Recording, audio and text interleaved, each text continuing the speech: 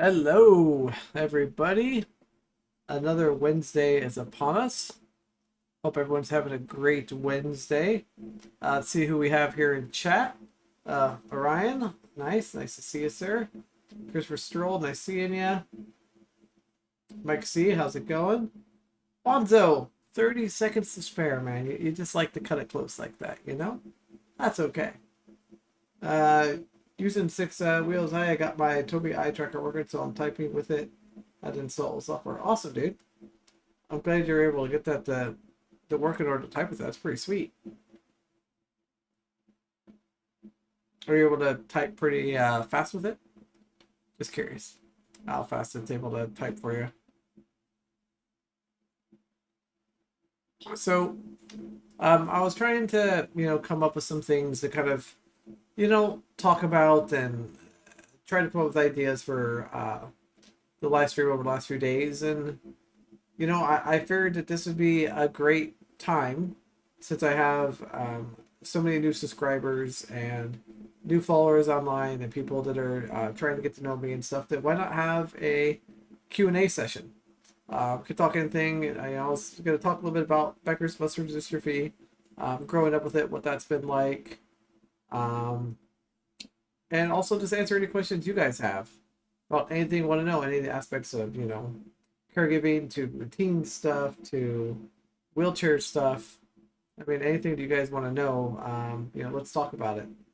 Just kind of keep it a kind of a chill live chat kind of day today, and we'll just kind of see where it goes. So I feel like chat will kind of direct us where things go. Oh, I didn't know that you said six.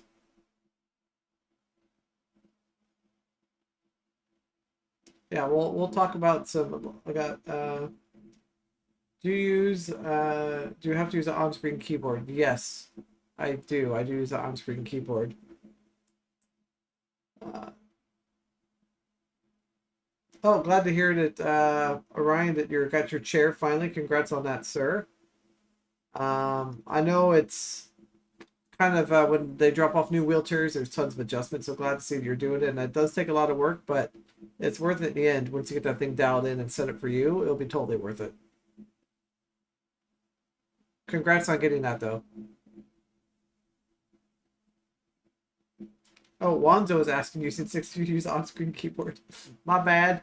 I'm reading chat wrong. It's one of those Wednesdays.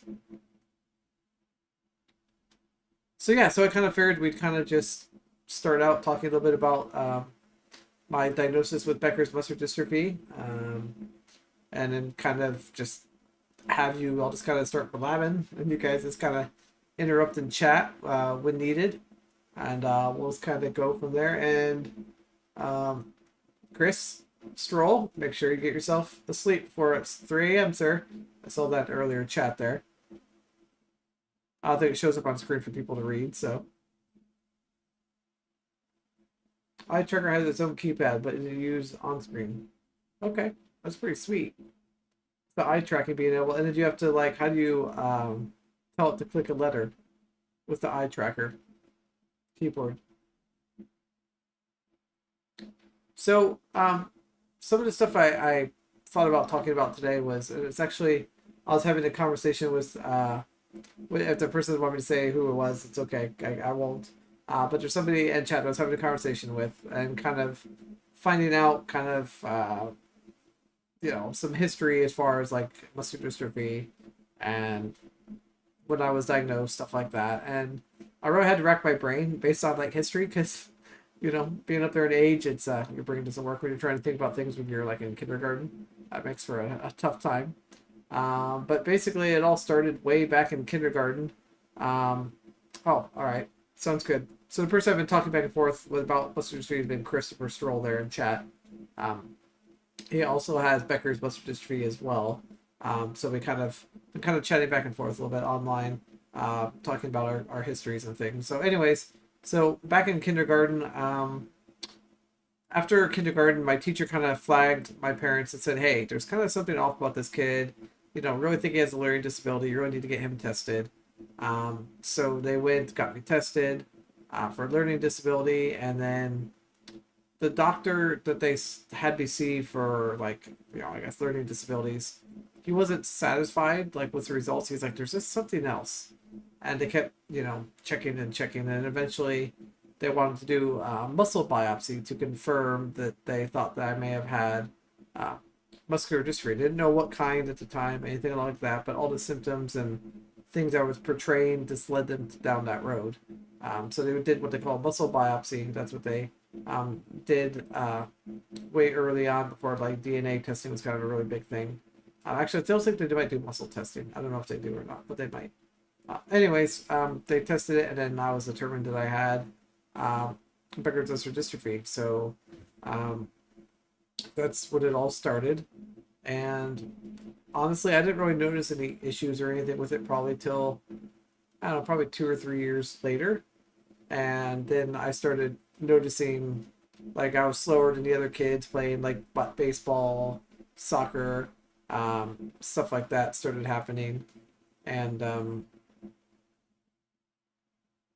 I struggled, I guess probably because I was so young when I guess, let's see, when I was diagnosed at age, I think it was age 5 or 6 that I got diagnosed. And at that age, I had a hard time processing it, relating to it, understanding it. And one of the things my parents thought would do is like, well, here, now he's been diagnosed with this new muscular dystrophy condition. We need to send him into, MDA camp. And so my parents decided to send me out to MDA camp. And I was very young at the time, but I was a little bit freaked out when I first went to MDA camp, seeing all the other, seeing like kids the same age as me and stuff in wheelchairs. Kind of freaked me out because I was very ambulatory at the time. And I told my parents, hey, I don't want to go anymore. And beyond that point, I never really went back. Parents never really forced me. Looking back at it, I kind of laughed like, seriously, why did you go through with that? But I mean, it just, I don't know, being a young kid and getting a fresh diagnosis and then seeing that, it kind of, I don't know, I guess it really kind of freaked me out as a kid. It wasn't until many years, actually, it wasn't really until I started doing power soccer. I actually went to a few MDA camps as basically an adult, basically showing kids about power wheelchair soccer. So that part was really cool. Let me get caught up here in chat. Looks like I have a few messages. Orion saying CIDP and SPS was 38 when it hit hard. We've had a long, but had all the right triggers into a crisis, all autoimmune. Wow, that's crazy, Orion. White Raven, welcome in, sir. I'm glad that you're here. And yeah, I kind of talked about my MDA camp experience. At the very beginning, I definitely didn't. Now, as an adult, I look at it like it's a great thing, and it's definitely. It's as funny as like a kid though. I wasn't prepared for it. It just kind of threw me into a mental like I couldn't handle it kind of situation.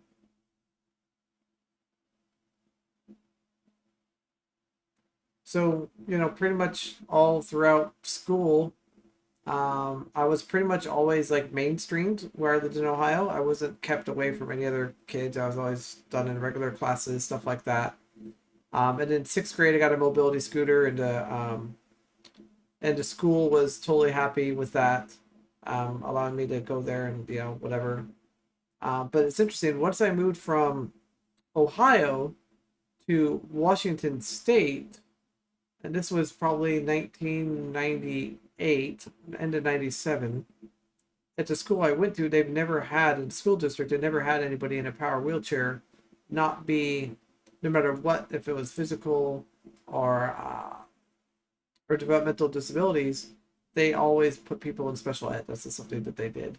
And my school district I went to in Washington State has never had anybody like fight them on basically mainstreaming them. So I was the first person in my school to be mainstreamed at that new high school when I moved to Washington State in '98 for the last 2 years of my high school.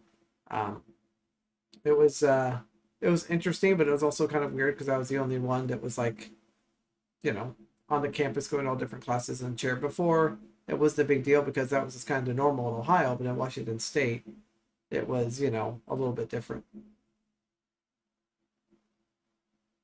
Let's see, top here in chat. Which MDA camps did you go to for power soccer? So went to one of them here, and the other one was back in the Seattle area. Or the two different ones I've been to. Used at 6 a.m. the same. I went to the NBA camp in Sunshine campus in Rochester, New York. It was scary for the first time, but got used to it. Yeah, honestly, I think looking back at it as an adult, if I would have stayed with it and continued going to the NBA camps, I think I probably would have definitely enjoyed it. I think I would have just gotten used to it, gotten over it, and moved on from it.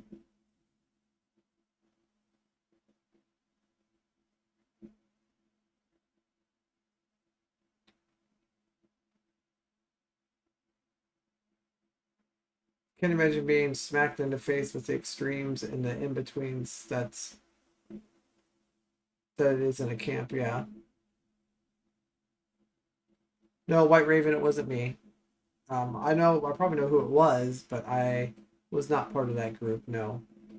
I wish like I said, I wish I would have got a little bit more involved, a lot sooner than what I did as far as the MDA or even the disabled community. As many of you know that I've told the story that I really wasn't involved in the disabled community at all until after I started doing power soccer in Arizona.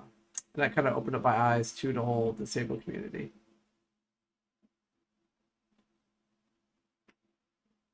I know YouTube's the only place I could Google my ACA and SPS position. Right? That's so true. I agree with you that YouTube is the only place you could Google, CIDP and SPS conditions. At 38, it's difficult to deal with because you're going to see, both extreme sides of it.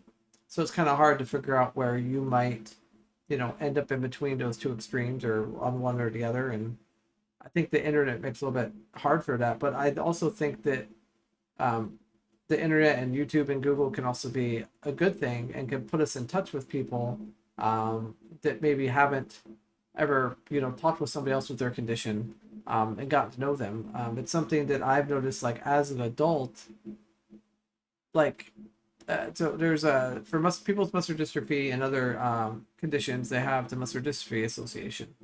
Um, it seems like once you kind of become an adult, you're kind of on your own, and there's maybe some like depending on where you live, different places have more or less more available. Oh gosh, what's that called? Like a group meetings you can go to, meet other people maybe with your condition and be able to get help and talk about things. But there's not really anything for like adults. Like once you get kind of past a certain age, I feel like there's not a whole lot of muscular dystrophy community once you get past a certain age. And I've always found that the online has given access to meet people that also have not just Becker's muscular dystrophy, but other forms of muscular dystrophy and get to know them, what they've gone through, and kind of, I don't know, have an online community about it. Because I think out of all the things I've learned since I've been alive, is basically one of the most important things you can have is community, and learning from community. That to me, I think is one of the most important things you can have as a disabled individual is trying to find your niche community, or not even your niche, but even just a global community you can be a part of to get, to find out about maybe services in your area, or maybe if you're struggling with finding caregiving, like different resources on finding caregiving, that kind of thing. Uh, I definitely am a firm believer of community and getting groups together, including the lovely people we have in live chat. Thank you so much for being here, everyone. I do appreciate all of you. Get caught up here on chat. Let's see. I think for the most part, I like MBA camp because the counselors were cool. Yeah, the counselors were always really awesome. Even when I went back and like was showing people about power soccer, they thought it was really, really cool.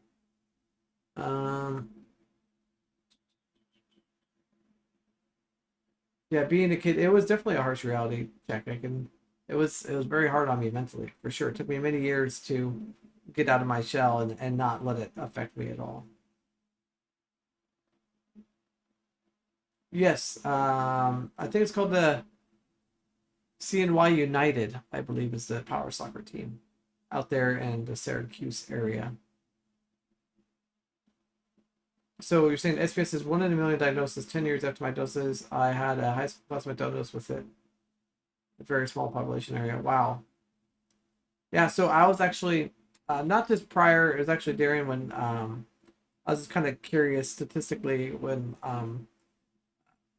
talking back and forth with Chris the last few days kind of made me think of like statistically what is the odds for muscular dystrophy, and I looked it up, and you might have to go back and find it and pull up the actual stats so I don't say it wrong, but I do know uh, for boys with muscular dystrophy, I believe it was 1 out of 3,600, which I was just kind of blown away by that number.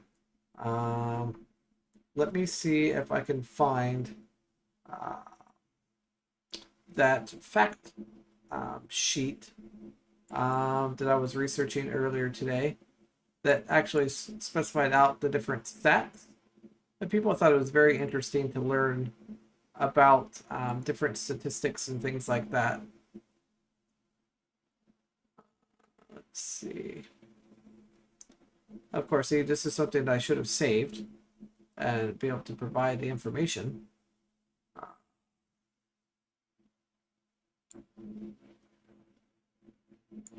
All right, let's see if I can find it. Um,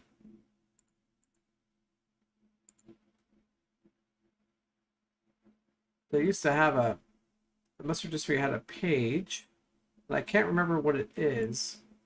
Like Moper or MCR, MOCR. Does anybody know off the top of the head? Anybody in chat know what it is? Not Mocha.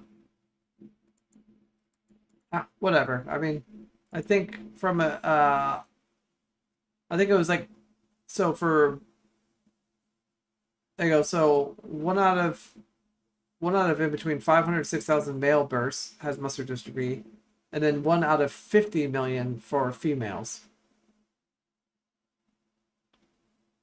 Nord. Okay, I'll check that. Let's see.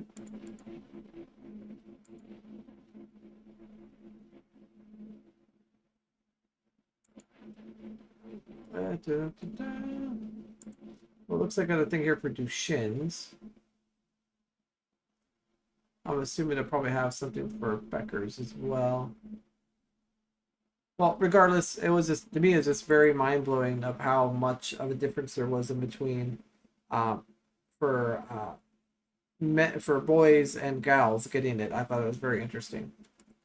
Let me get caught back up here in chat. You guys are going quick here. Um, let's see. Spray counselors with water guns and drive off. Totally. Uh, CWD is 1 in 100,000.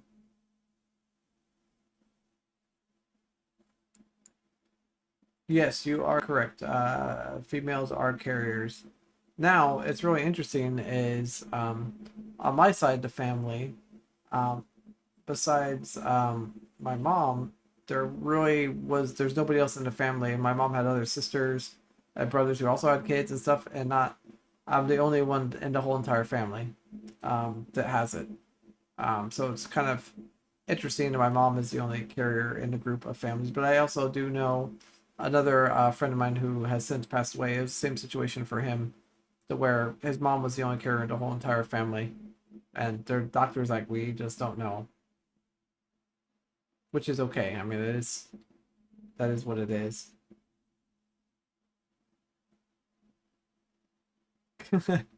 Orion, I like that. That's a wonderful idea. We should all go out and play the lotto. So, it's really interesting. So, growing up with as a young person, um, basically, as many of you would know with mustard dystrophy, a lot of times as a young person, they want to go and have you do this trial and do that trial, and as a young person, it was really hard for me to make that decision, and my parents left it up to me, and whether or not if I wanted to go and do any type of studies, and so I wasn't really a big fan of doing any research studies or anything, and still aren't. It has its place, and I think there could be a time and place for that. And just for me personally, it's just not something that I ever wanted to do. But during that like young time in between, basically, I don't know, between the diagnosis of age, 5 and 6, all the way to 13, once they kind of did some more additional testing on me, I have a very strange form of Becker muscular dystrophy, which I haven't really asked a lot of other people about this, but my body doesn't produce any dystrophin at all. And the way I understand it is that dystrophin is a protein that's needed to um, create muscle. And my body doesn't produce any of it.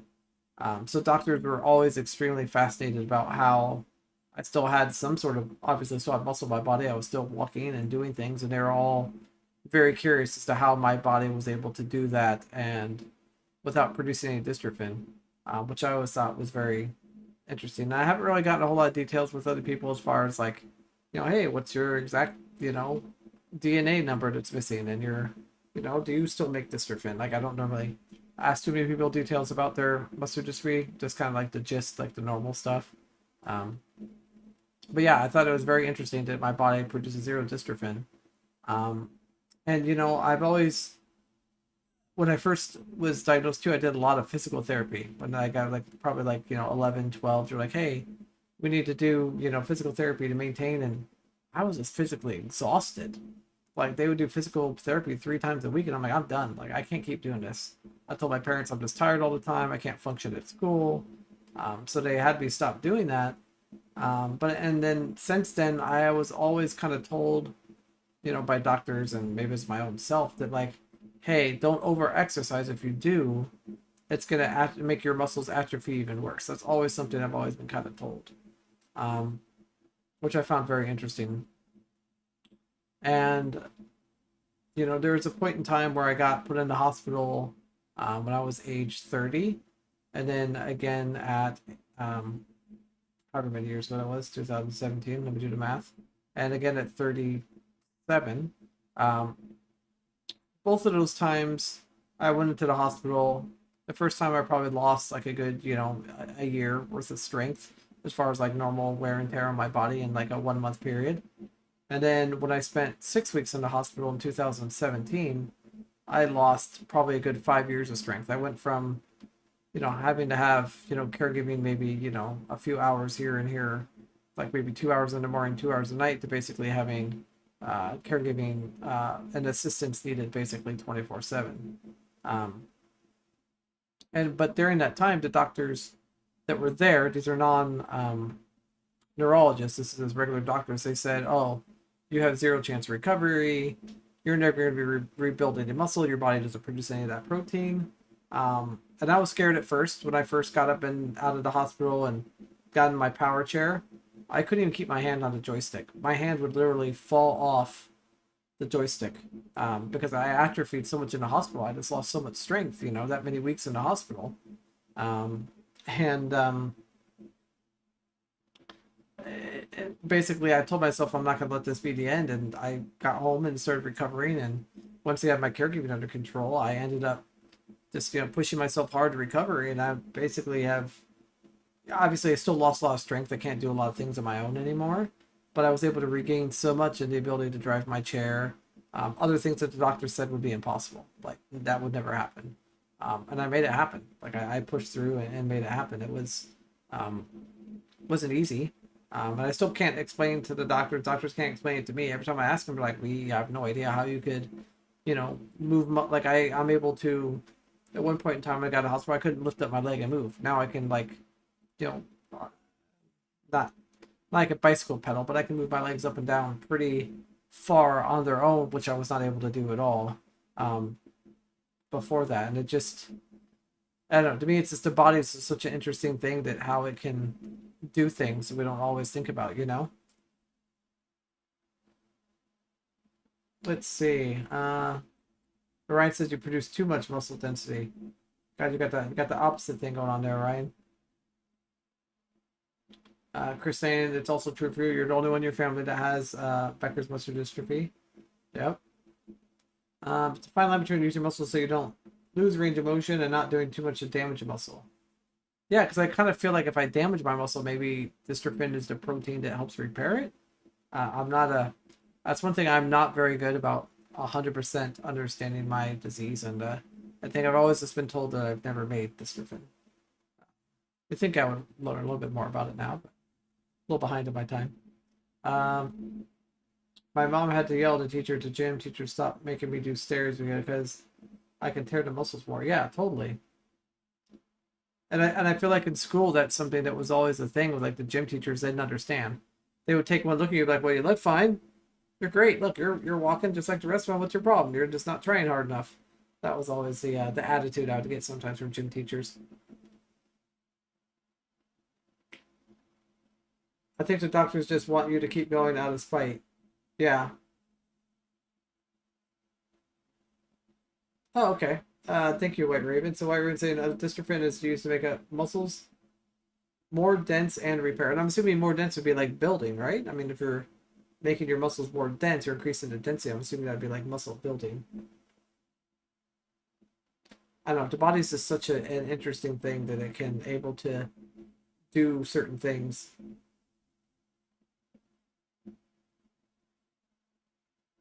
What Raven's saying, yes, they first told me I would never walk again. It took a year to get back to my feet last November. That's awesome, Ryan. Congrats on that, dude. That's the thing. I feel like that, doctors and, when I kind of tell a small little story, but when I went into the hospital, I won't mention what hospital, but it probably won't be too hard for people to guess. Um, Here in Portland, that I went in there, and because I had broken bones, physical therapists have to say at this particular hospital on this particular floor with people with broken bones. Physical therapists kind of have to say like when people need to go, when people can go into into that particular floor, and they made a chart note in my notes basically saying that I had zero chance of recovering whatsoever because I had muscular dystrophy, and I would never have any type of quality of life, and I would never function again. And I think maybe knowing that in the back of my head maybe was a big thing, a big motivator to push me through. I really don't know, but it was just like, come on, you don't know me, you don't know what kind of person I am or how busy of a person I am, and big saying that kind of thing was just, I don't know. It's not okay. I'm glad that I was not what that person said, and I have done an amazing recovery. Um, Last time you walked was in 2013. You were 13. Okay, that's real. And you said you have Duchenne's. That's really good. For Duchenne's using six. That's awesome. I stopped walking when I was 19, and the only reason why I did is I broke my ankle, and I wasn't able to do weight bearing for however many weeks it takes to heal an ankle. And then when I tried to before, my legs were just too weak. I couldn't support myself fully. I was always known for saying I do what I want, right? I do all the things I want to do for the most part, despite exactly. And I think that's important for everyone to remember that to keep moving forward and um, do it what you want to do and try to live the life the fullest you can. It's not always easy. There's going to be challenges. There's going to be things that are going to come up with. For me, my biggest thing I've had over the last 4 years, it's been 5 years, been difficult is caregiving. Anytime there's a caregiving change or changes in caregiving, I have to then scale back on the things that I want to do, um, or I have to kind of plan way ahead of time to make sure that I have friends or anyone else available to help me out in those situations where I don't have caregivers available, that kind of thing. And then also something like my computer, for example, I have it set up in a way where I can pretty much go on here, minus putting these headphones on. I can pretty much, as long as somebody turns on my computer and puts my headphones on, I can pretty much do everything else on the computer to do these live streams and stuff. Eventually, I probably will have to get some help, but for now, I'm still been able to do it as long as everything works. But like taking off these headphones, I gotta have somebody come in to do that, or change out my drink, anything at all like that. I always gotta ask for somebody to help out with that. Orion said 2008 stopped walking.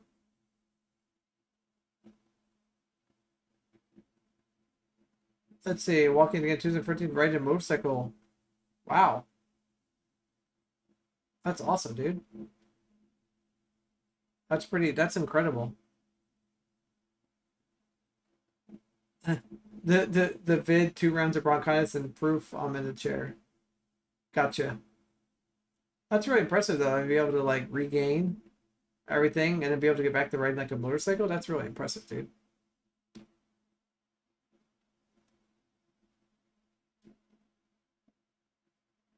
That's so true, White Raven. Yeah, to be able to say that you can may not be able to do that anymore, but you did do that. So one thing I rode a ATV and drove ATVs and ski doos, but one thing I never did was a motorcycle. I don't like when I was younger, I had horrible balance, and when I was I think age 9, I fell and broke my femur trying to ride my bicycle with no hands. Remember, kids, don't ride your bikes with no hands on the handlebars. It never goes well.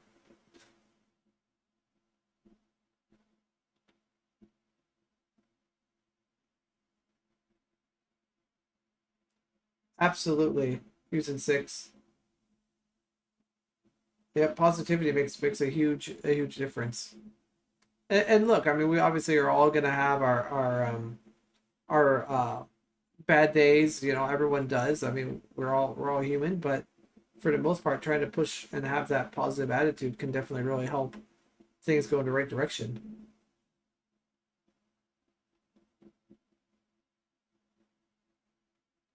Orion said, always try to prove the doctors wrong when they say, "Oh, you can't or you won't." For sure. I rode a bike for a long time and then a moped a few times. Oh, man, I never did a moped. That would be kind of fun. Been on the back of a snowmobile. That was scary. Being a passenger in a snowmobile, I do not recommend it. Even though I was a teenager, you think I would think it was fun, but to me back in the day, then it was not a good time.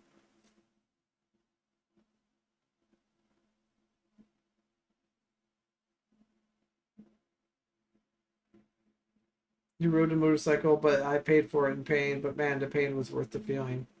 Honestly, it was probably having that sense of freedom, and that's something that I've learned to enjoy. Is we have a lot of awesome accessible trails out here in the Portland metro area that I've been able to go out and be able to do 4 or 5 mile hikes with the power chair on some of the nature trails, and it's just to me having that you know going out and be able to do that, even if it makes my arm extremely tired, makes me tired, it's totally worth it. Like yeah, I can't recommend it enough. If you have any nature trails around your house or anything, definitely try to push yourself to go out and do some exploring. And for anybody that's new to my YouTube channel, welcome in. I am I Can Do It. I have Becker's Muscular Dystrophy and just hanging out here with chat and getting to know everyone. Well, guess we're just kind of chatting back and forth. And yeah, feel free to ask any questions in live chat. That's kind of what it's all about, what it's here for. Um, yeah. Or if you don't want to ask in chat, you can always send me a message on Instagram or Twitter as alternatives. I always like to give people the option to message elsewhere. Some people don't want to have things, publicly chatted, things like that. So I understand. All right. Catch up here on chat. Let's see. My most recent encounter with my Fizmed had me surprised. He said it's an uncharted path. We don't know how anything's going to go, but we're here to support. Nice. Well, I mean, at least he was kind of, my friend saying, well, it's uncharted path that nowhere's going to go, but at least they're there to support you. That's huge. Dude, I don't know how many hikes I'm going to be able to go on. I was pretty sure, pretty sore this week. Yeah, getting beat up on some of those trails. Some of the ones we've been on, Wanzo and I have been on lately, have been quite bumpy here in Portland.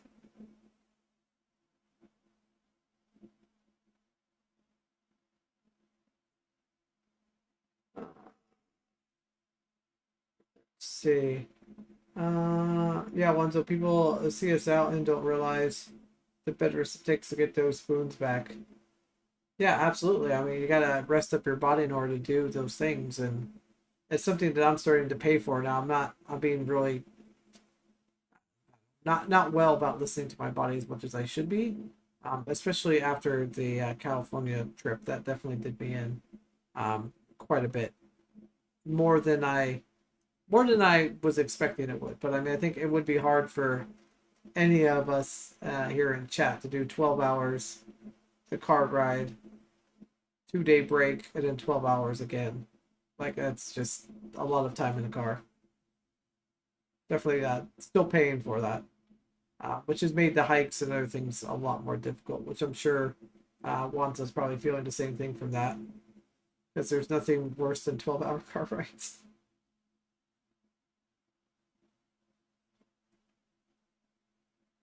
Oh, look who it is! Totally Normal has entered the building. Welcome in, Totally Normal. You're at the point where I don't know if it's the age creeping or the condition. Yeah, I can understand that. I'm always having like these new symptoms or new pains. Like, well, wait, is that related to my muscular dystrophy, or is it just me falling apart because I'm over 40? Kind of trying to pinpoint the what's is the over 40 part. Well, making some spam Masuyu. Way too much work. Well, that's all right. At least you're able to put something together.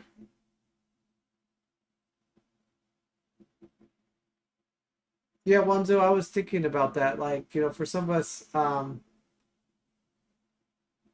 as far as driving is a lot easier on the body. I feel like than flying for others, but I mean, I just feel like I need to try flying next time. I don't know. This for me, it's just the sitting in one position, not readjusting my body weight for such a long time. That's what ends up making it really difficult for me. But I think for everyone, it kind of just depends on what you're able to do. If you're able to readjust yourself in the chair, and I can't lift myself up out of my seat anymore to like readjust pressure. I lost the ability to do that. Using six. I used to ride dirt bikes. I was 8 at a time, and oof, I feel old. I'm only 22. Yeah, I think just the overall I think for any of us that have had like motorcycles or any type of device that had any type of jarring or vibrations or moving around, like it definitely can take a toll on the body, and it's not necessarily an age thing, it's just the vibrations and things on our joints and stuff takes a toll. Over 40 dot I'm over 50. Well, all right. So it might be a little bit different, but airplane seats suck. Yeah, that's true. They are not fun. Well, also don't forget the aisle chair. Whenever we have to fly, we gotta go down that little fun aisle chair that I can fit, half a thing on.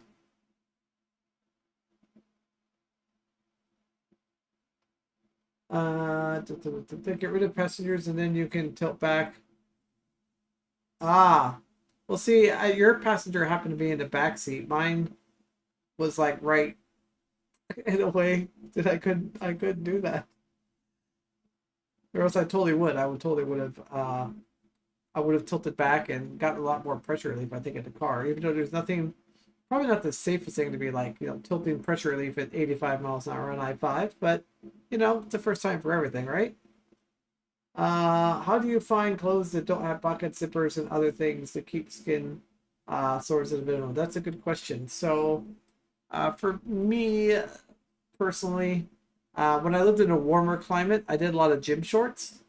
And then I would end up having um, basically I'd take it to like an upholstery place and have them like a clothing shop and have them install like a zipper or like a fly onto, because both gym shorts, they don't have any type of zipper. So that's what I did when I lived in a warmer climate. Here in um, the Pacific Northwest, I wear a lot of sweatpants. They have pockets on the sides, but they don't have any pockets on the back at all. So mainly like sweatpants and t-shirts, or long sleeve. That's kind of what I ended up doing for clothes. that don't have pockets or anything at all like that. Now, I do have some shorts and stuff that have pockets, and sometimes if the pockets are really bad, I'll just take them out and then have somebody resew the shorts. So then that way it's perfectly smooth and there's no pockets or anything. Trying to think of anything else good up with clothes. Snap pants work really well to take on and off to go to doctor's appointments. You don't have to worry about pockets on the back of those or anything. Snap pants are great. And then I do have a few sweatpants that actually I joke around and I call it my fake jeans, which everyone in chat needs to look into. It's basically they're sweatpants, but they're made to look like jeans. And to the most people are not going to necessarily know. Yeah. So let's talk about that, Orion. So you're saying, I mean, sweatpants and shorts are getting redundant. Not to mention, their occasion need to look better. Absolutely. Like you need to. You got to kind of look good, dress apart. Then any of my dress clothes, I normally end up paying for it. As far as like it's not being properly done. I don't know. That's a good question. I've been kind of thinking the whole thing as far as like dressing up, as far as like slacks, so I could wear like a button-up shirt and a tie to go to like weddings, stuff like that. The main thing is just try to find them that don't have any of those back pockets and just into the side pockets or anything on the leg, so anybody can sit under cushion and not have an issue with it. But I do not have any like looking better clothes that are specifically adaptive. But one thing I could say though is definitely if you do find like a really pair of really nice dress slacks or shorts that you really like, just take it to a place that does any type of clothing sewing, and they'll basically sew the pockets. Like they'll take out the material and sew it so it's perfectly smooth. I know it's not ideal because it costs money to adjust a pair of shorts, but that's the only thing I've always kind of done. Yes, totally normal. Franklin was sitting sideways on the whole trip. We tried different positions, but there just wasn't enough room for me to tilt back. The forefront chair is very long. Thank you, Christopher Stroll. JCPenney has a selection of adaptive clothing. Awesome. Jacob has someone that modifies jeans with soft material on the back of their legs. That's kind of cool. Totally normal. Is it like extra like padding underneath the legs or on the back side of the pants? That's really interesting.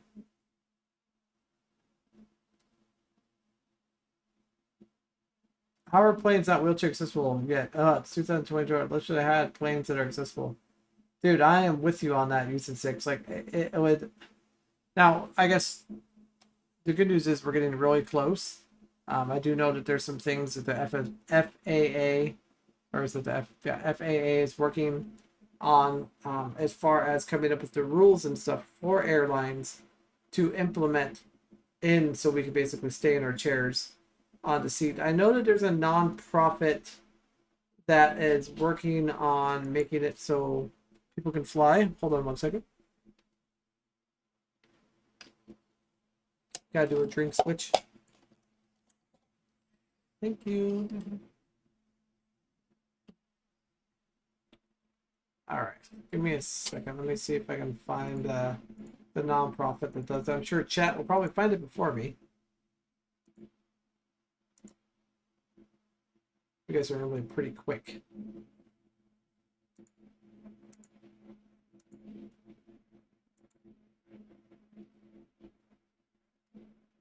Does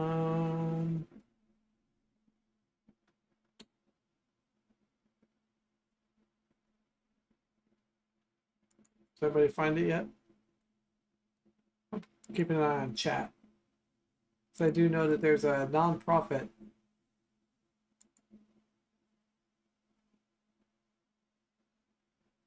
that is working on I don't know if I'm gonna be able to find it. There's a non-profit that's basically making it so basically working with the airlines and trying to make it so there we go. I will put it in chat since I found it. It's called All Wheels Up. And one thing I do know about them is that they have spent um, tons and tons of fundraising money in order to prove and basically crash airplanes with power wheelchairs in them to show basically that like tie down straps, like those Q straight ones. I think that's what they're using. Don't quote me on any of this stuff. I believe they were using Q straight tie downs, and they crashed the plane, and the airline seats dislodged themselves from the plane, and the chair stayed tied to the tie downs. It was I don't remember if it was All Wheels Up who did that, but I remember somebody did where they raised a bunch of money and they crashed airplanes with power chair in it, and they had like I think Q straight kind of style tie downs, and that chair was fine, and the airline seats were like not fine. Um, Chris has got some shorts that have Velcro on the sides. That's actually pretty cool. So, Chris, on those shorts, does it Velcro in and out? So Duluth makes pair of shorts caught on sale at the front pocket zip up and the sides of secondary access. Had Velcro for the top. You could stand up with the pockets were accessible by zipper. Orion, did those have any pockets on the back at all? Cut jeans out, sew a new material. Okay, that makes sense. I really hope that goes through. I miss traveling. Absolutely, dude. I miss it too. Like I want to definitely do some flights, including out to your neck of the woods, sir. It's my hopefully next summer plan. Every year that Kenny goes on a roll to Capitol Hill, ironically his chair gets destroyed by the flights. Oh yeah. I followed a Canadian lady that had her chair trashed by the airline. She got enough recognition that Canada is going to do something about it. Maybe it will spread. We can only hope, man. I mean, it's just this is something like 17,000 wheelchairs or something to get destroyed, lost, or broken, like per week. Some like crazy number. Yeah, they said wheelchairs more safer than the seats. Yeah, like they showed it with like the Q string tie downs, like they held up like with the G forces and the impact, and the seats that like had the test dummies in it, like they just like fell out of like ripped right out of the ground. It was crazy. Can you imagine just running the chair right into the plane and taking off? Oh man, even if we even had to pay for like two seats, like fine, I would be willing to do that. Like if they make it something ridiculous like that, because driving is just too hard when it's somewhere really really far. Unfortunately, yes, the Duluth pockets on the back, but those are the ones that on the front were killer. Very nice. Okay, I'll have to take a look at that. That is a good question, Orion. I believe I have mine underneath. Uh, I think I have mine through the it's covered as part of the home owner's policy. And I believe it's also covered in my vehicle. I think I have to pay, of course, pay extra for it, but I have what they call a rider on my wheelchair van that basically covers the cost of the wheelchair as well. If I'm ever in the van and I get in a car accident, it would cover that as well. Uh, so yeah, to answer your question, I guess technically I do, um, but the writer is not anything big deal, and I don't know if there's, I don't know how much additional cost is. I think it's like maybe 25 or 50 more each month for it. But I don't like have an individual insurance policy on the chair itself. No. Um, have a question. Is there a reason you prefer red solo cup for drinking? Well, it's the official. What did Toby Noble say? The official beer pong cup of choice. Um, no, the solo cups just fit really good into my mount that I like to use. They can hold a lot. Right now, I am using the cheaper dollar store fake solo cup, and the solo cup is way better. So, in case anybody's looking for it, go with the regular solo cups. Don't buy the cheap ones. They hold up a lot better than regular solo cups. And Wanzo, there's no such thing as anything off topic, dude. We are having an off topic conversation. That's the point of tonight's stream is to all of us to hang out and have off topic conversations, man. We Keith approved. That's priceless. Uh, they have no pockets. Velcro is totally in. Let me see if I can find like, yeah. If you find a link, send it to me over Twitter, and I will be glad to paste it into chat for everyone. Since I don't know if subscribers can paste links, you can try. It might actually allow you to paste. Red solo cup, not just a cup. Yeah.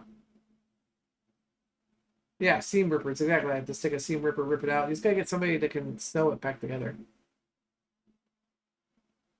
Well, welcome in anybody new that's watching. I'm where I can do it, hanging out with some subscribers and chat. Just shooting the wind, as they say. And got any questions, anything you want to know about Becker's muscular dystrophy, disability related anything, go ahead and ask away in chat. It's all hanging out, having a good time. That's what that's something I have not done this year. But it's sad, year's almost over. I didn't go to a concert at all this year. I did the year before and the year before that. But no, there was no, I don't know. It just, there wasn't any other. Oh, hold on. I have a link for chat. Please hold. Oh. Hey, everyone, a 50% off coupon. It's on clearance right now. Quick, everyone flood to JCPenney. No, I'm just kidding. But seriously, though, it is actually on sale. Here are the pants we were talking about earlier. Oh, I just copied the wrong link.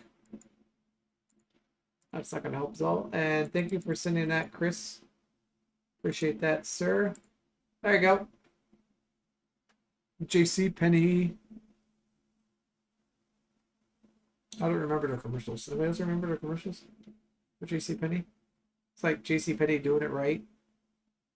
I think that might have been it. Yeah, if anybody else has any other links or anything, feel free to send it to me. And I'll be glad to add it into chat. So that way everyone can take a look. But those are actually some pretty sweet shorts. Here, let's take a look at it together. For those that don't want to click on the link.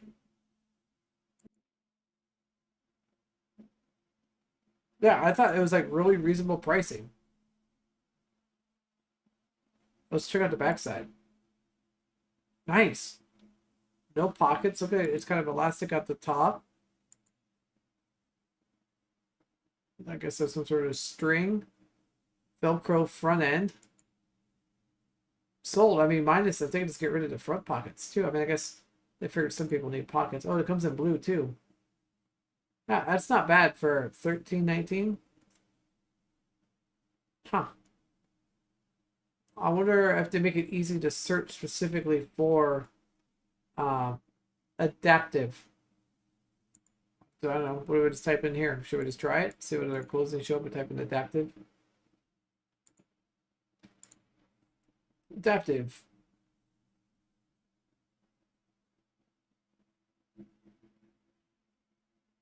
So this is new. Okay, I could support this. It says it's adaptive, easy on, easy off, adaptive, regular fit. My question is, okay, so there are hook and loop fasteners. So here's my biggest problem with, and anybody else in chat can maybe relate, is whenever you have a shirt like this, right? I can always get one arm in, but then to try to get the other arm in, like try to bend my shoulder backwards and down to try to get on a dress shirt, like there's never any stretch. Not saying that they need to be stretchy, but I've yet to really find a dress up shirt that could, like, you know, it's super easy to get on. Does anybody else struggle with that? Like getting like past their shoulders? You guys know what I'm talking about? That to me has always been a problem. But yeah, that's actually does have the little loops. That's pretty cool. Adaptive flannel shirt. This one's actually pretty cool. Like this one, it's Velcro. That's pretty sweet. And it's on sale. Wow. Awesome. Okay. So for sure, definitely type in adaptive at JCPenney if anybody's looking for adaptive kind of clothing at all. Looks like they're having a lot on sale. So I think the reason why they say it's easy on, easy off is just the hooks, the hook and loop fasteners. Um, wow, I don't know if it's just because it's like the I know like Amazon was doing a sale today, and I realized JCPenney's maybe doing a sale today. So if anybody needs adaptive clothing and anything on here looks interesting to you, might be a good spot to maybe at least get a pair of shorts or a shirt or two. I mean, I have a lot of different options on here. A variety of women's and men's, and they have a lot of these easy on, easy off shirts, it looks like. Wait, they have shirts that are Velcro to shoulders? I didn't see any of those.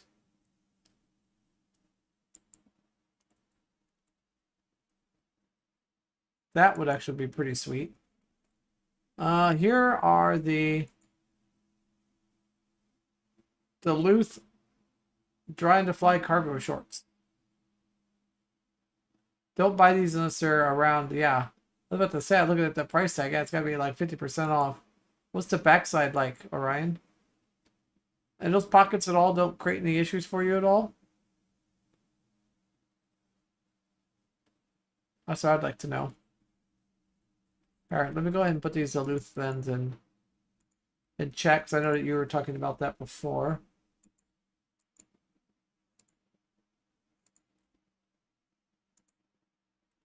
Hold on, I'm getting a couple of little... Don't buy unless you're 50% off during the off season.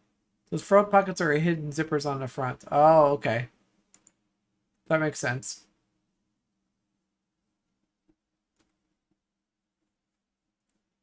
Somebody else sent me a...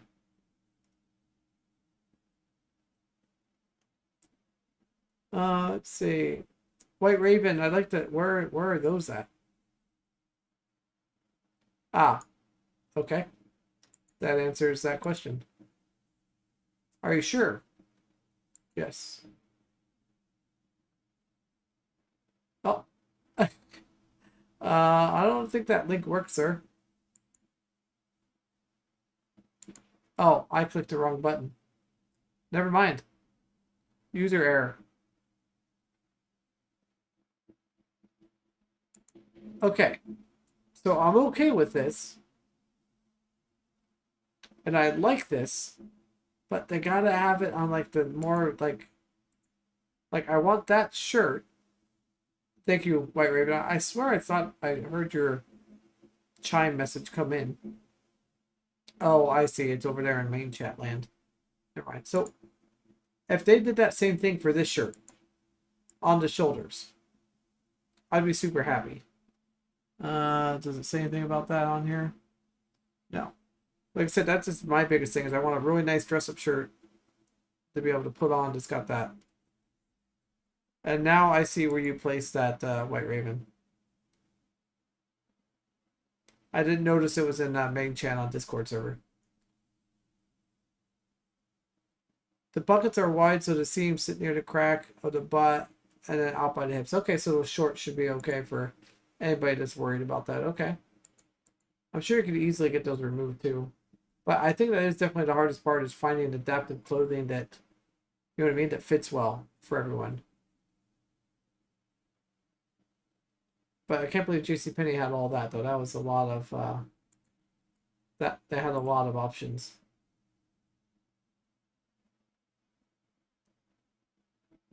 Those are your go-to favorite shorts? Okay. That's good to know. But it looks like St. John's Bay is kind of the one that's really offering a lot of these different options. Let's take a look at the men's pants. I mean, while we're on here, let's see if they have anything to look a little bit more dressy. We're kind of talking about that earlier, right? We need something. Okay. Here we go. I don't know if these are wedding approved, but you know, they're getting up there. These are pretty cool. Easy on features. Looks like it's just some Velcro action. No pockets at all in the back. It looks like it's kind of elastic in the waist. Man, I might have to order a pair of these. Size. There we go. It looks like I know what I'll be doing after stream. I'll be buying some dress-up pants. Actually, I have a event that I'm going to in a month that I need some dress-up pants too, and I'd rather have a nice pair of pants like that than it also comes in black too, which I think it's interesting that they charge more for black. And then they have a more casual style one, a khaki, for 20, and it's also available in black. I wouldn't be so bad to dress up, and I like that it's like adaptive and doesn't have the back pockets or anything. That's really sweet. Oh, I lied. This one has back pockets, but regardless, looks like JCPenney's got quite a bit of awesome adaptive pants I didn't even know about. That's really cool.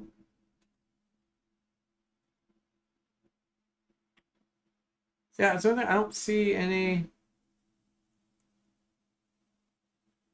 jeans on here. Just kind of more like relax, easy on, easy off with Velcro.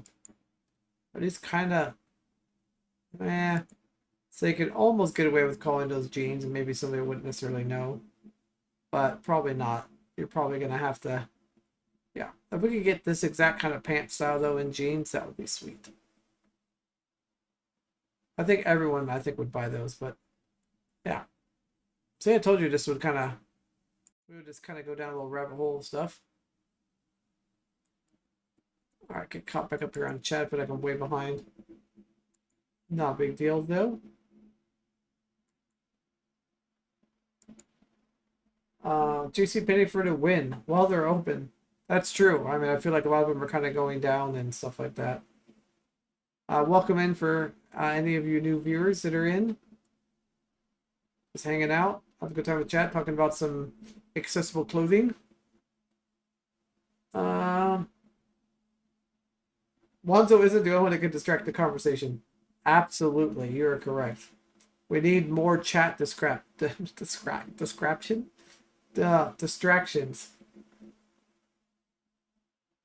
White Raven, we're gonna make that the new thing. We're gonna find those adaptive black jeans. Somebody's got to make those. There was actually a gentleman on Facebook a few days ago looking for people to interview. He wants to start a clothing company. I can get you his information if anybody wants. Yeah, for sure. Wanzo, you should do that. I can add that into the bottom of the video description if anybody would want to have any interest in it. I mean, if the guys want to interview to do adaptive clothing. Yeah, dress clothes are definitely the hardest though. And I got all kinds of weddings and other events coming up that'd be nice to, yeah. Orion said either they bunch up or people with narrow legs want a tapper fit, all kinds of things. Yeah, it makes it really difficult to get clothing like that to fit really nicely, that's for sure.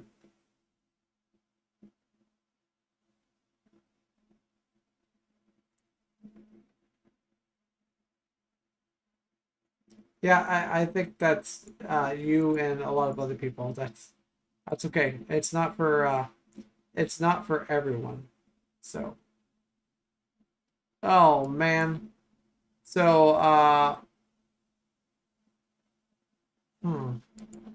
White Raven, you're asking about some pants, right? I don't really know if this would help you at all, but I just came across.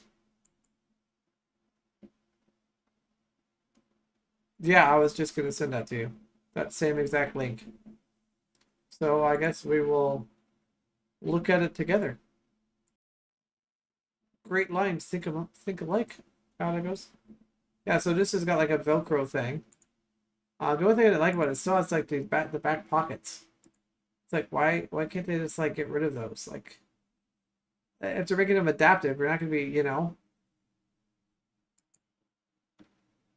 yeah. That's just And then I did see these.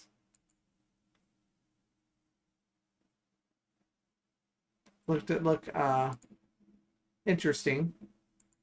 It's got the same Velcro kind of action. Velcro in the pockets. Let's see if it shows us the back side. There's a front side. I don't know about those pockets. I feel like that might create pressure on the legs. But what about the back? That's what everyone cares about. Yeah, see? I feel like if they could make it so they would all do that without having pockets in the back, I mean, there's no reason for us to have pockets back there. I think that'd be pretty sweet. How much are these bad boys? $51. I mean, I guess that's kind of right on up there with the cost of jeans. No, don't be sorry, White Raven. It's good. I mean, we're thinking the same kind of thing. Hey, Kelly. Nice to see ya. Here's another one from Kohl's, which always has really decent prices. Adaptive jeans. Looks like Velcro action again. The only thing it doesn't show is any kind of does not look like it has an elastic band, which I know depending on how any of us get dressed, that could be a problem. Is that LZ adaptive there, Kelly? Nice seeing you as well. Because we were looking at a bunch of like ones on JCPenney.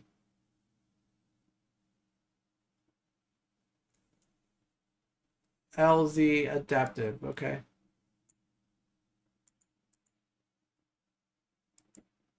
Let's see what that brings us on Google.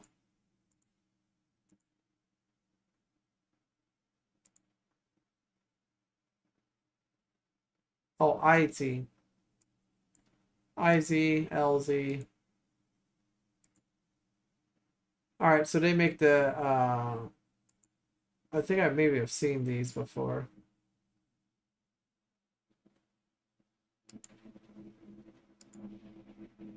Alright.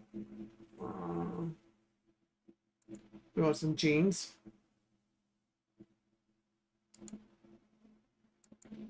Okay, that looks pretty good.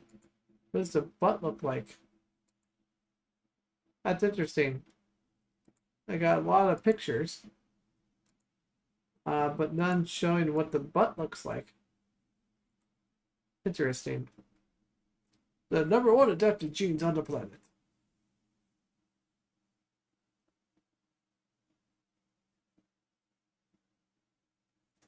Oh, the original link was way too long to post in chat. I got you. That's why I shortened.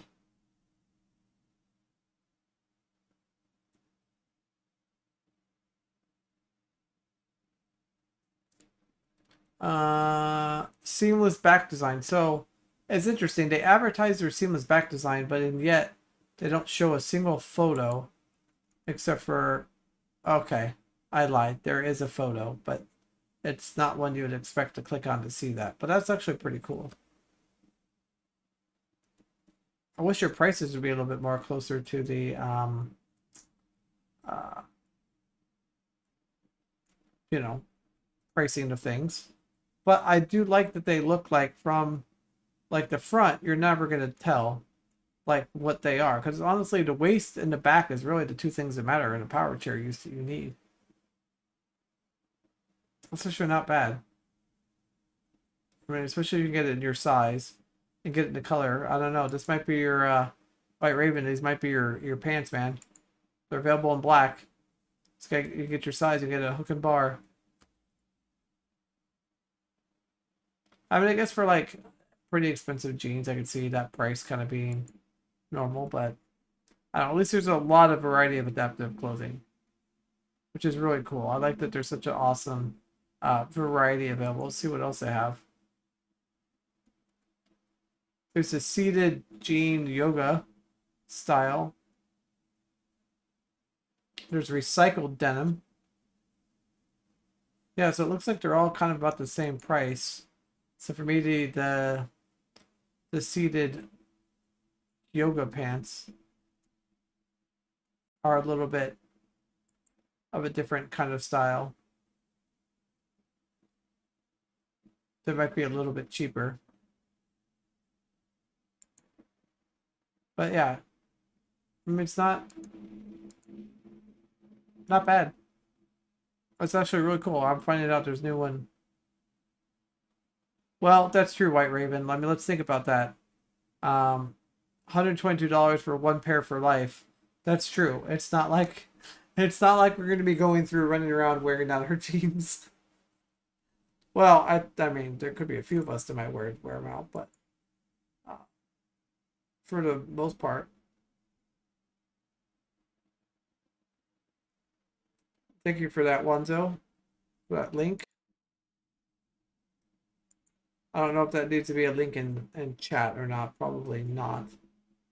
Would be my guess. Yeah, it's somebody's personal Facebook thing, but I can reach out to that person. Unless his profile is public. Let me see. Let me check on this link real quick.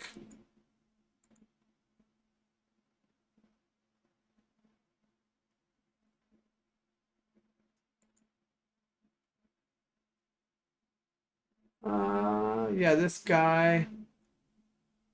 Oh, this is the guy from the local college, I think, asking about that one. So I'll see if I can find the original post and put something about that in the description of the video. Totally normal time. Mervyn's used to be the only place to find jeans that fit you properly. Right? I think you kind of find what places work and what doesn't as far as that goes. But those, I don't know. Some of those ones at JCPenney looked really good. Like some good options, I feel like, to go off of. It's interesting. For some reason, and it's probably just because it's YouTube, uh, stats. It basically shows like that everything, all the connections have all dropped off. So it looks like I'm still live though. So I'm gonna say YouTube is just having an issue. I shouldn't use that as a variable to look at.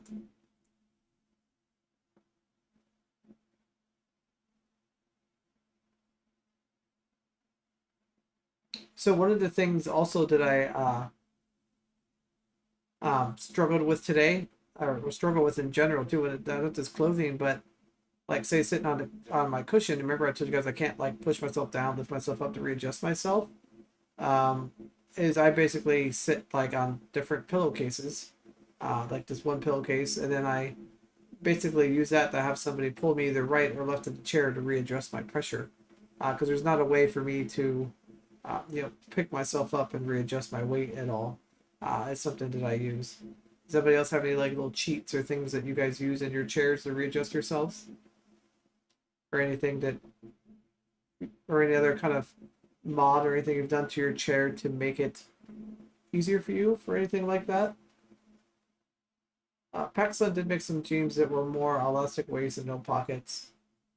That'd be really cool. I always loved Paxson. The shop there back in the high school days.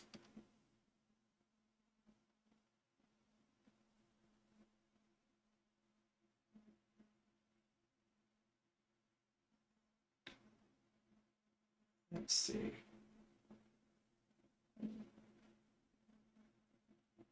Let's see if I missed anything else in chat. Looks like we're caught up pretty well. Yep.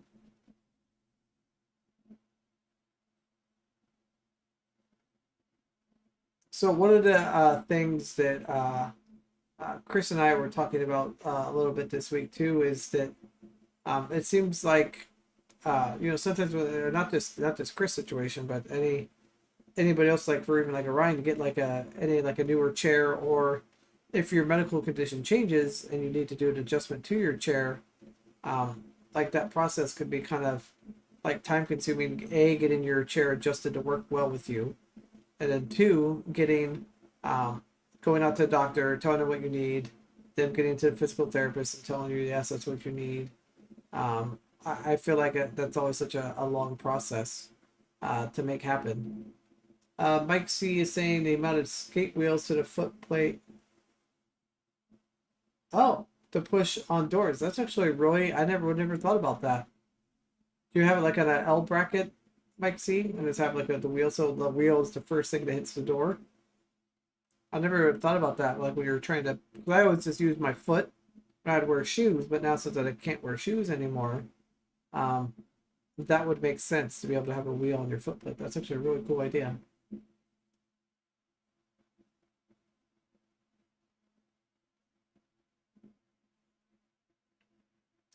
The only like really, I guess, additional, I do have an Autobach armrest on one side that keeps my arm locked in when I'm driving my chair and keeps me from hitting walls and things with my arm.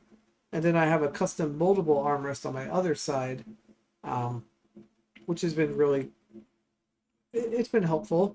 I do have a tendency more to lean a little bit to the right and not keep myself centered in the chair and use both armrests. It's something I want to change in my next chair to make sure to keep myself upright a little bit more. And one of the other things too is I'm getting to the point where my spine's getting a little bit weaker. And if I'm in the car, someone goes around the corner, I'm like this. I'm like, you know, like halfway leaning out the chair. And I do have lateral support, as I call rib killers. They can go on either side of my ribs. But the problem is the manufacturers, like, it can't have any more than 2 millimeters worth of padding. I swear, and that's it. And I don't have any like meat or anything between my ribs and the side of my body. There's just nothing there. And to have like that pad against my ribs, it just totally hurts. Has anybody had any luck with modifying what we call the rib killers? I'm sure a lot of you know what those are. Let's see. Da, da, da, da. The process of for a chair is a waste of time and money. Yeah. Um, my first power chair was a group 2. Then things changed. Eventually, they had to add rehab seating, but insurance fought it for 4 months. The new motion had my chair for another 3 months while installing things after it was finally approved. Yeah, it's such a long process for those kind of things to happen. And um, yeah, it's the reason why it should take that long to get things approved. Mike C is going to send me pictures. Sound good. I'll watch for any notifications. I ordered a slightly bigger size of the Arizona pants they have in stock. We'll see how that goes. Yeah, dude, you have to let us know how those pants go. We need to get you set up with the ADI custom wrap around backrest. Yeah, I agree. I feel like because right now, let's see if I can move out of the way enough. No, I can't. Right now, I could switch cameras, couldn't I? Is that camera available here to me? Oops.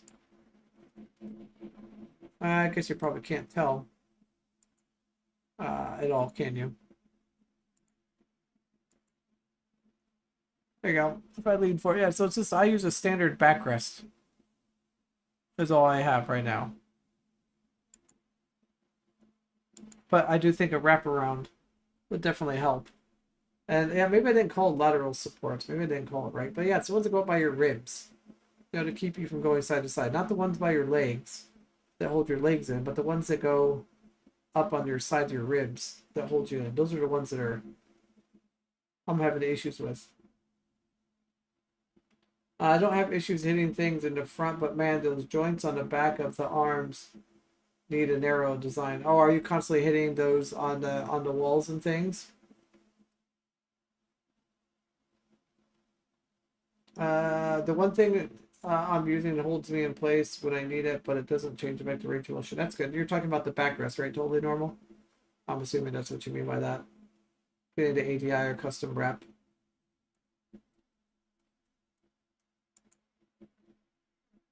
All right, looks like I have another message. I got it. All right. I got another message to show you guys the picture. So this is from Mike C. And he mounted skate wheels on the front of his foot plate to push open doors. And it is a very, very elegant design that would work. I mean, it just makes sense to do this. Let's take a look at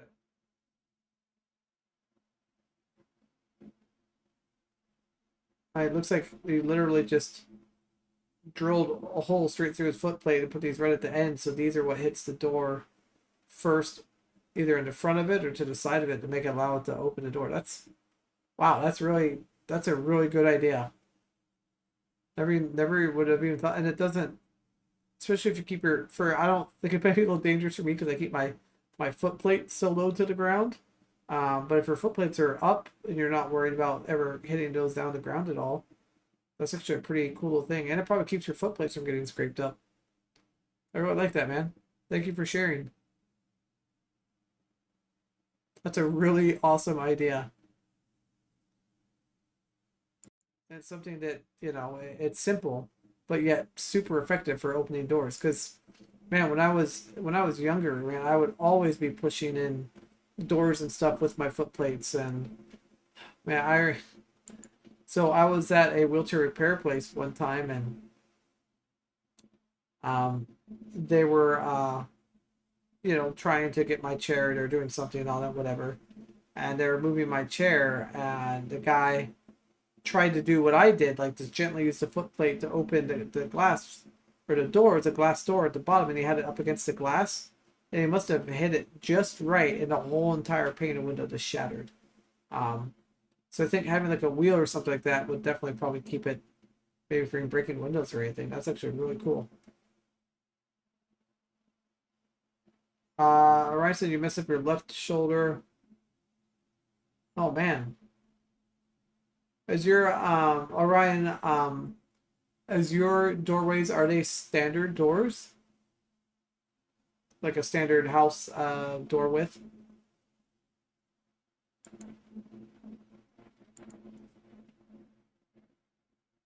32? Okay. I'm gonna find a link for something that maybe you already have them.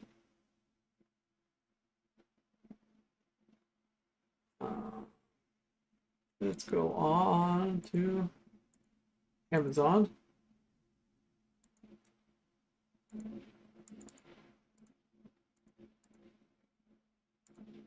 Almost there.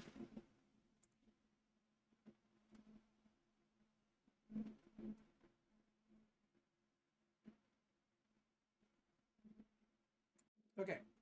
So, Orion, since you have standard doorways, sir, um, so one of the things that happens, when you open up a door, right? You didn't have to the door is not completely flush against the casing of the door. A little bit of space, but you can get these, and of course they can get any color you want for your home. Um, but what these do is it allows the door to be perfectly flush with the trim. So it gives you, here's a good visual. It basically just makes it flush, with the door entrance, making it easy for you to be able to get like in and out the door. It gives you basically like another inch, like a half an inch or so on a standard door. They're called offset hinges. Normally they come in like a 3-pack. You can get them for like garage doors, front doors, and I put them in all the I put them in pretty much all of my doors. I will put in these link to the ones here on Amazon. I know Totally Normal also is probably finding a link as well. Oh, these links are way too long. Well, just type in offset hinges on any search place will pretty much get you those. But I swear by them, dude. Like those offset hinges are just something that okay, ignore that in chat. I don't know what happened there. That's just a typo. Everyone ignore.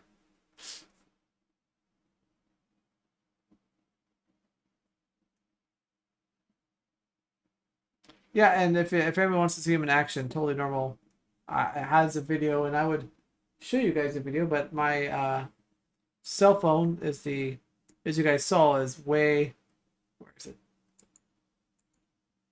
It's way up there above my head, like 6 feet up in the air, so I can't grab my phone right now. But I probably could actually show you guys pictures and videos of it too. But anyways, these are lifesavers. Definitely recommend them if anybody has never gotten them before. The main thing to pay attention to is this radius. They come in either a quarter or a 5/8. So you just got to pay attention to that when you order. I believe the 5/8 is for garage doors. and the corner is more a standard door. But don't quote me on that. It could be reversed. But yeah, as soon as you said that, dude, you're having some issues with doorways and banging your arms and stuff on there. Like offset hinges are like I've had those in 3 different houses and uh, 4 or 5 different apartments as well. Uh-oh. Looks like I killed chat, didn't I? Give me a second here. Let me find out how in the world I killed chat.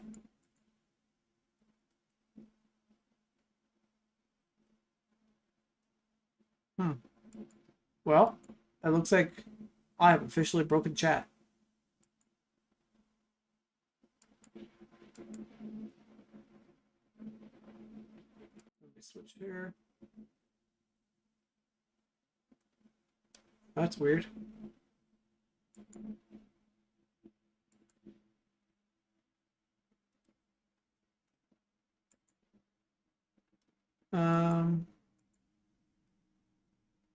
Give me 1 second here. I'm gonna see if I can fix chat. Looks like I might not be able to because I don't know why. But somehow I have officially broken chat on live stream. Sweet.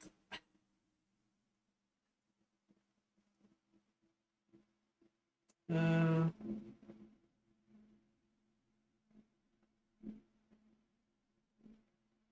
okay. Well, I have no idea what I did. I can't see anything that's basically telling me that it's gone, but yeah, it's all good. We're not going to worry about live chat disappearing. Looks like the bot has exited the building. Oh.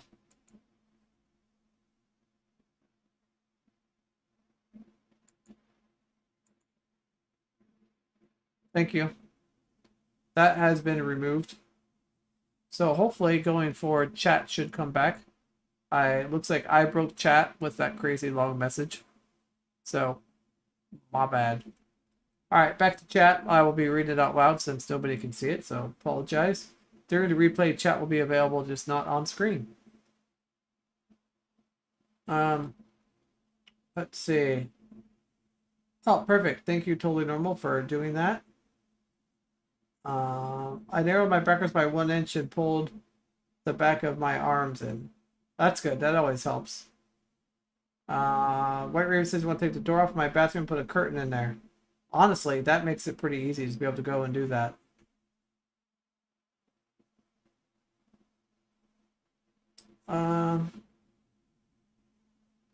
I've also been looking for a cheap way to have an automatic door opens. Pocket doors would be no problem because of ball screw setups.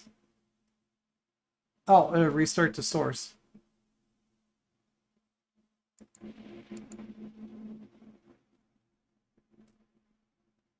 Okay, I've restarted to source. Not really know. Is there really not a way to reset it? Totally normal.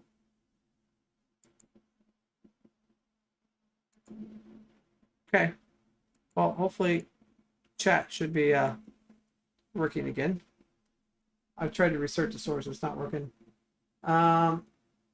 So yes, I do have a link for you. Yeah, let me switch to that real quick.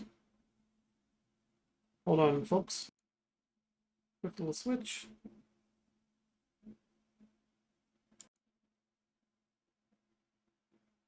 Yeah, it's dead, Jim. I killed it. I broke it. It's totally fine. It is what it is. Let me see if I can find those automatic door openers.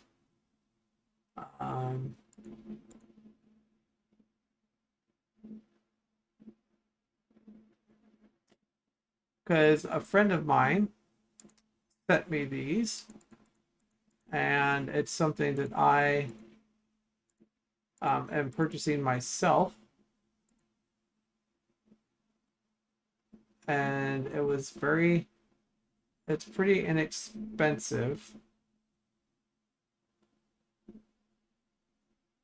Of course, now I'm not going to be able to find it right when I need it.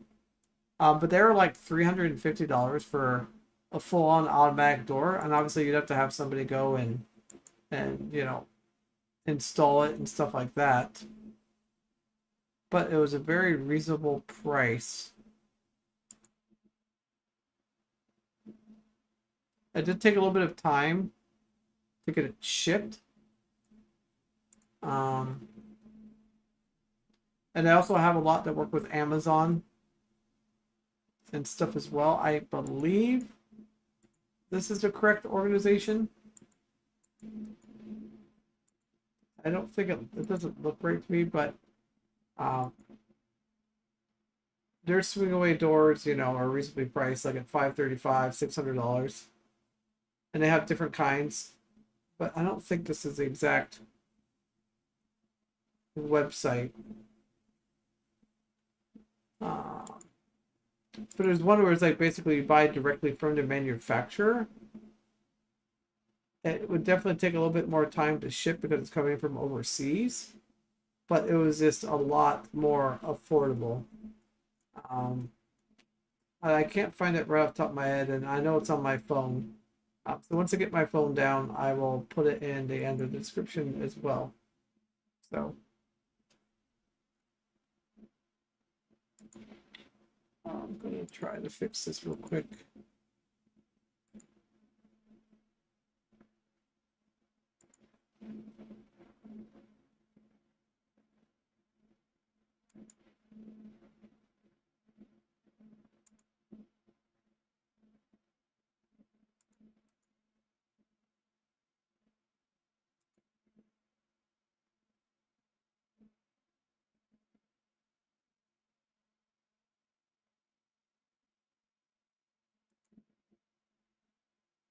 Okay.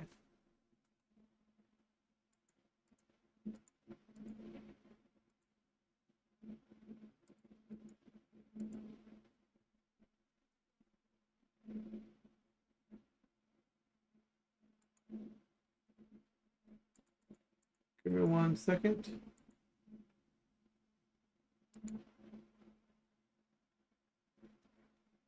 Okay. Well, it's working on one end, but it's not working in OBS. So I think it has borked itself. Which is, it is what it is. I can't fix it. Let's see, got another. All right, here's another link for anybody else that is interested, and this came from Wanzo.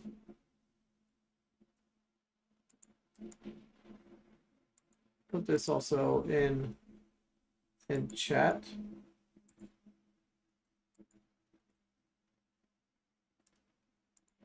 And these are automatic swinging doors. Looks very straightforward.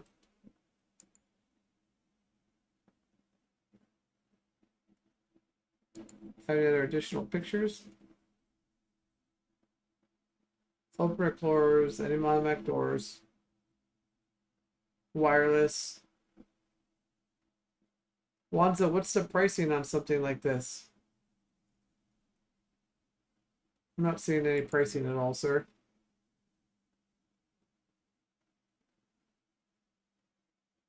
12 years. Wow. Okay. I don't even know where to even find it underneath this listing of things here. But I'm guessing it's probably a couple $100.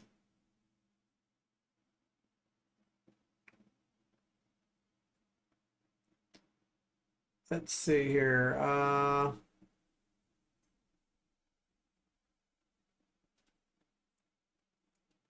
Universal, let's see. Remove you carry, open almost automatic door in business. Oh yeah, it's a standard remote. Yeah. Wheelchair should have an RFID chip or button on the joystick. That would actually be really useful to have some sort of chip or something built into it. You could then like reprogram to have it do different things. That would be actually really, or even like an NFC like button or chip. It actually might be pretty easy to install. Totally normal. Don't you have any buttons or anything you've had good luck with working? And be able to program that could maybe be easily stuck to like the side of a joystick or something. Ryan says my left shoulder issue is due to rolling through the bathroom door open door and reaching back to close it in one motion. Oh, you overextended. Gotcha. There are also like door closers too that they make that makes it easy to grab and close a door. So you don't have to. So when you reach back, you don't have to go right back as far. I found a door opener on eBay that was a NOS from before they were made slow. That opened about 3 seconds. Still need to install it though. Well, at least you got one ready to go. That's pretty awesome. Wanzo's saying it used to be around 200. Looks promising though. Yeah. Yeah, I was thinking about doing some sort of like Arduino style kind of thing, but having something that's already done, that's made, would probably make a little bit more sense. I just wanted something that was like a button control that, and it would honestly, and have a sensor that would have a lock, or it would know that hey, it's locked, and it wouldn't try to open. Wow, they're actually selling these on Amazon now too. Interesting. Direct from Amazon. Okay. Yeah, but I think there's a way you can get directly from these manufacturers directly and get a little bit cheaper. But I will find that actual real link that I am ordering from because I saw them as low as like $350 for a door opener, which for my garage door is all I'm going to need. But I'm definitely going to one without. I think if it has remotes, I'm going to disable them, and I'm going to wire in another board into it that can maybe add in a remote signal or something. Maybe do it through a web app or something. Currently researching Bluetooth switches that can work with the RNet joysticks. Oh, I never even thought about that. That would actually work out pretty well. Give that a try.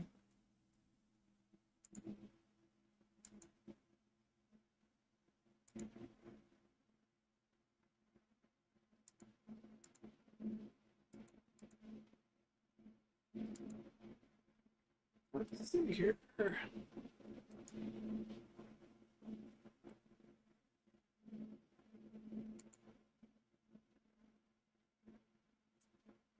I have completely broken everything today.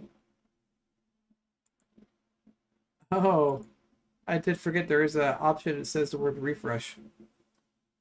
I totally forgot about that button. Well, hopefully chat is now officially fixed because I was able to reset it for real this time. And it's not. I could read chat, but I can't see it on screen. That's all right. Currently, okay, you're going to this Bluetooth thing. Wanzo saying the IR would be easier. All right, was there anything else you wanted to talk about with your condition or experiences? That's a thank you. Kind of got a little off track on clothing and other things, didn't we? Kind of went down a little rabbit hole. I don't know. I don't even know. Oh, thank you. Totally normal for handling the spam. You gotta love that. I was wondering when I was gonna get hit with some sort of spam bots. So as far as going through and anything else I wanted to discuss about my condition, well, sure. I mean, we can always have more time to talk about that. One of the things that happens with muscular dystrophy is your heart ends up having a lot of issues because it ends up being weak, just like your lungs and stuff. And I've been basically experiencing what they call, or what they classify medically as like heart failure for the last 11 years. On different medications and stuff that keep my body going, and so things have been, knock on wood, very good, very healthy. Um, but yeah, that's something that I didn't ever expect going into, that I would be diagnosed with a heart failure, and being part of my muscular dystrophy was not something I ever really thought about. But it's, like I said, it's been fine, and things have been good. They, during that time that they found that out, they decided to put a pacemaker in my body, which has been a little bit weird, having a piece of titanium. It's like the size of a Zippo lighter in my chest. It's made with titanium, and let me tell you, in the winters, when it gets cold, you feel it. It's the most awkward. I can't really explain it to anybody unless they've had one or have one themselves, of what that's like. It's very different. Um, but since I've had it, it's never done anything. I just got a new one put in like I don't know, 6 months ago, and I had the other one for 10 years. I didn't have a word of anything. So yeah, exactly. I'm gonna have to agree with Totally Normal. He just wrote in chat. Um, he wrote that the word failure should be changed. I've been in respiratory failure for 4 years now, but I feel fine. Exactly. They really shouldn't call it failure. They should call it more like a slowdown. Yeah. I don't know, an organ concern. I don't know, something like that.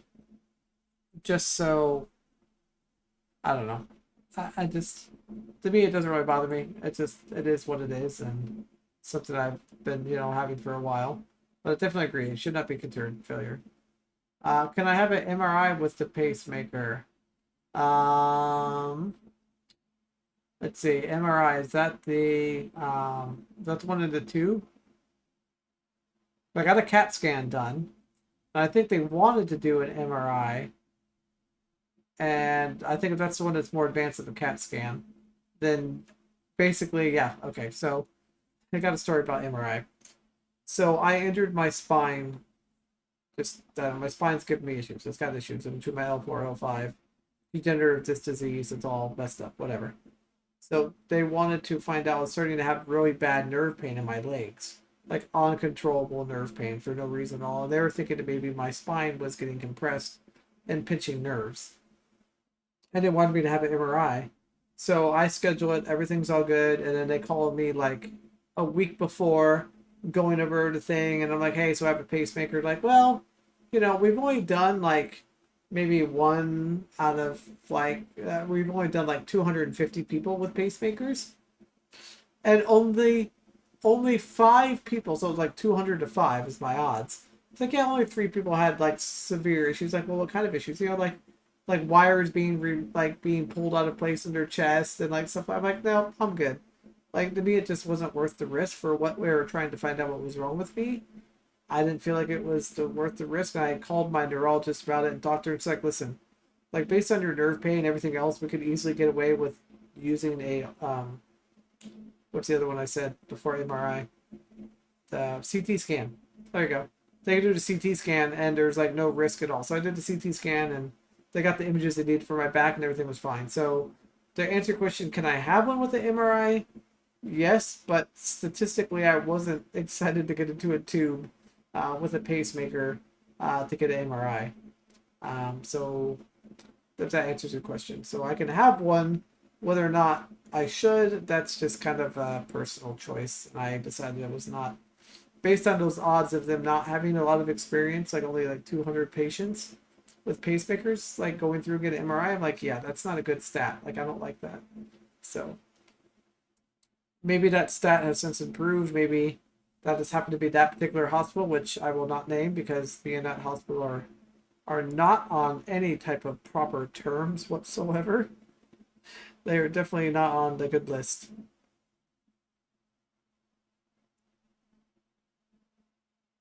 All right. Don't make it also shock your heart with a pace. Yes, so I cannot go through any.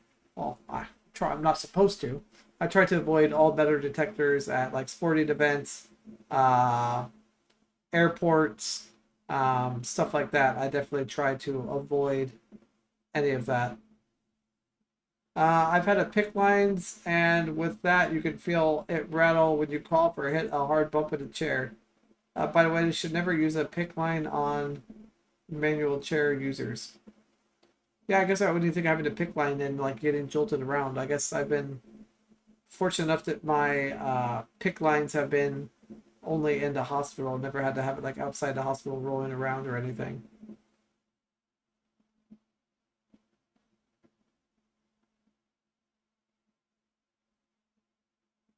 I think I think the Stream Elements bot has left the building.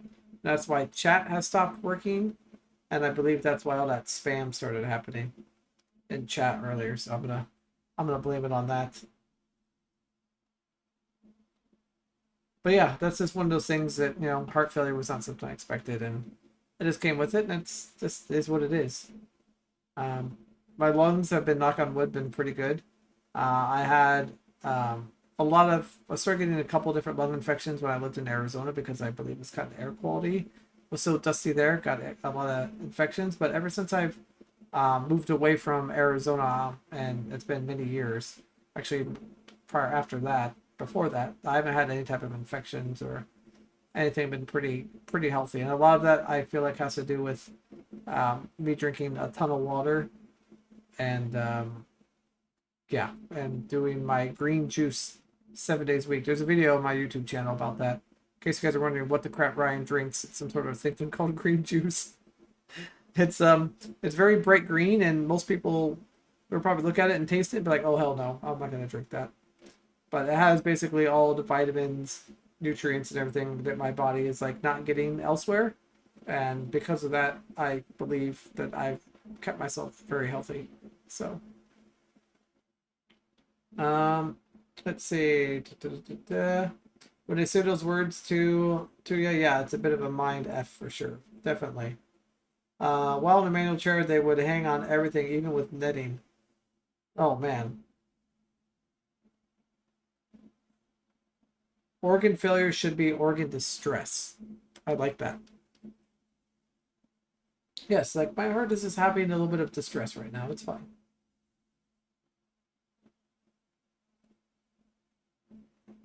Yeah.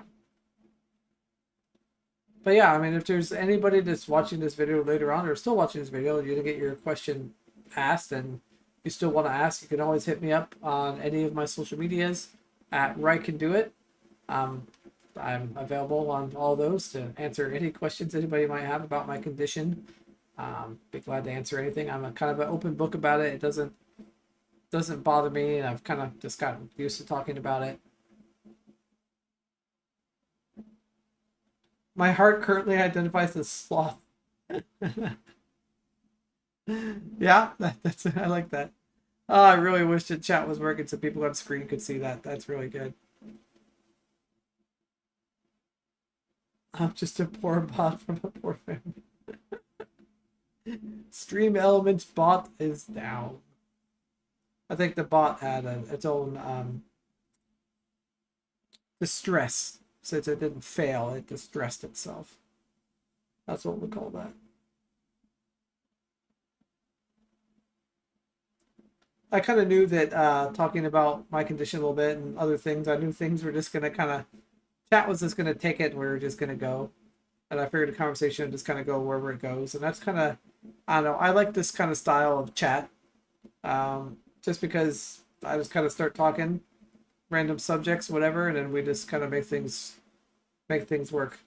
Oh yeah, Mike. See, it's not the chat on YouTube that isn't working. It's the chat on screen that's I borked. Um, so oh, you just got the title. You're confused for a bit. What did wait? BMD and me Q&A. What did you think it was? Totally normal. So totally normal is confused by the title. It says BMD and me Q&A. I would just want to know what is the answer for the I was like, what BMD? All right, fair enough. In all fairness, you never heard me say BMD, so I'll let that one go. Good old Becker's mustard dystrophy. Like I need a shirt that says "Got BMD." I'm just kidding. I won't get a shirt. Actually, maybe I will. I'm actually thinking about doing a T-shirt store just for some of the funny things I come up with for T-shirts. I'm sure nobody probably buy them, but maybe people in chat would. Yeah, exactly. I don't totally normal. Were you working on some sort of clothing situation for your channel? Thought at one point in time.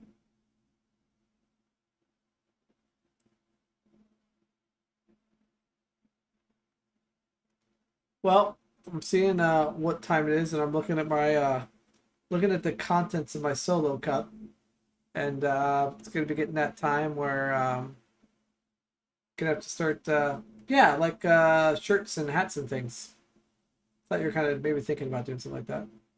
Yeah, the red solo cup is saying like, yo, bro, it's gonna be time for a refill of water.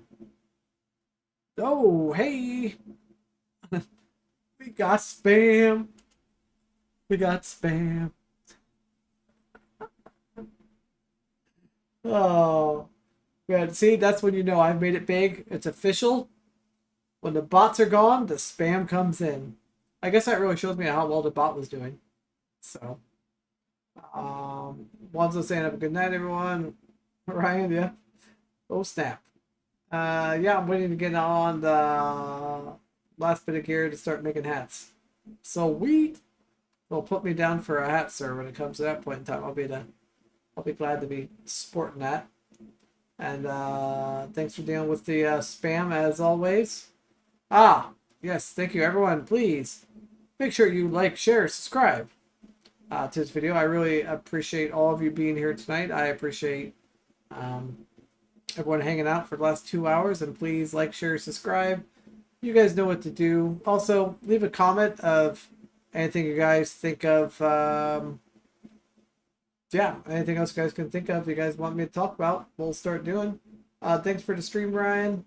Mom made spaghetti. Ooh, nice. Homemade spaghetti. I hope you're enjoying that, sir.